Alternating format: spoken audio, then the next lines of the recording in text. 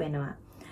මමත් කැමති මං දන් දේ උනාට කියලා දෙන්න. ඒ නිසායි මම මේ වීඩියෝ එක හදාගන්න ආවේ.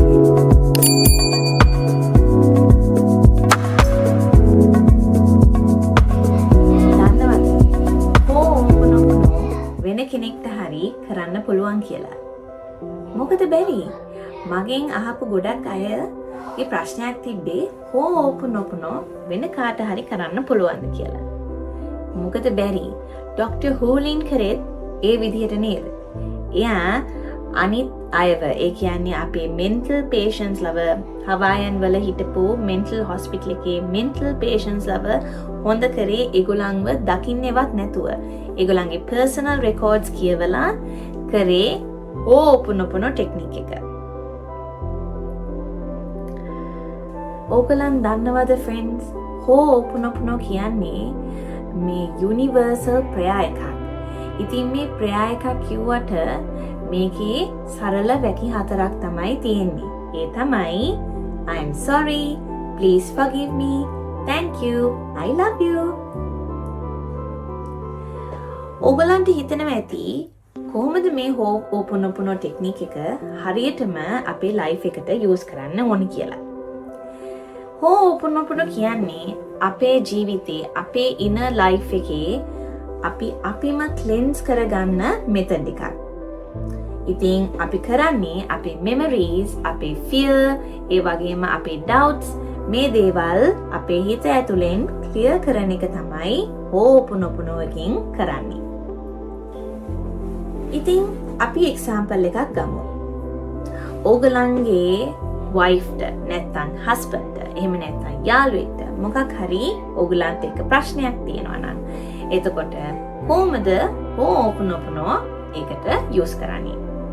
එතකොට ඕගලන් කරන්න ඕනි ඕගලන් responsibility එක අරගෙන I take 100% responsibility of this situation, of my memories, of the doubts, of any fear I have in this situation. I am sorry. Please forgive me. Thank you. I love you. ඕගලන්ට ගොඩාක් දේවල් කරගන්න තේරෙන්නේ නැත්නම් එකම දෙයයි කරන්න තියෙන්නේ 108 වාරයක් පුළුවන් නම් මේ I am sorry, please forgive me, thank you, I love you කියන එක දිගටම කියන්න. ඕගලන්ට කියන්න. මම ගිය සතියේ ගොඩක් ලෙඩ වෙලා හිටියේ. ඉතින් මම කරේ එකම දේ හෝපොනොපොනෝ. මං ඩොක්ටර් ළඟ ඉන්නකොට ගොඩාක් වෙලා යන්න උනා. ඒත් මම හිත ධෛර්ය කරගෙන හෝපොනොපොනෝ කරලා ඇත්තටම මට හොඳ ප්‍රතිඵලයක් හම්බුණා. මට හොඳ ඩොක්ටර් කෙනෙක් හම්බුණා, හොඳ බෙහෙත් ටිකක් හම්බුණා, මට ඉක්මනට සනීප වුණා. මේ හැමදේම මගේ හිත ඇතුලෙන් මම ශක්තිය අරගෙන මම කරේ හෝපොනොපොනෝ කරපු එක. හෝපොනොපොනෝ කරාම ඔයගලන්ගේ self cleansing වෙලා ඔයගලන්ගේ memories, doubts, fear වගේ දේවල් අයින් වෙනවා. ඉතින් මේ හැමදේම මොකුත් වෙන්නේ නැහැ. මේ අපේම දේවල් අපි ක්ලියර් කරගන්න එකයි මේ කරන්නේ. ඉතින් මම ඔයගලන්ට අද මේ කියන්න ආවේ හෝපොනොපොනෝ කියන මේ මෙතඩ් එක හරිම බලවත්. ඒ නිසා ඇත්තටම ඔයගලන් බලන්නේ වචන ඒ වාක්‍ය 4. I'm sorry, please forgive me, thank you, I love you. අපි I'm sorry කියලා කියන්නේ කාට හරි අපි වැරද්දක් කරොත්නේ.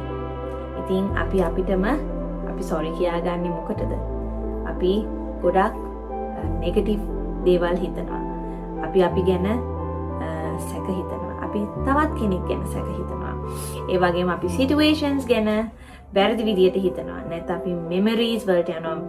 අපේ bad memories ගැන අපි මතක් කරගන්නවා. එතකොට අපි මොකක් හරි ප්‍රශ්නයක් වුණොත් කාත් එක්ක හරි ඒ කෙනාත් එක්ක තියෙන bad memories තමයි අපි හැම වෙලෙම මතක් කරගන්නේ. ඉතින් මේ හැම දෙයකම අපි කියනවා I'm sorry.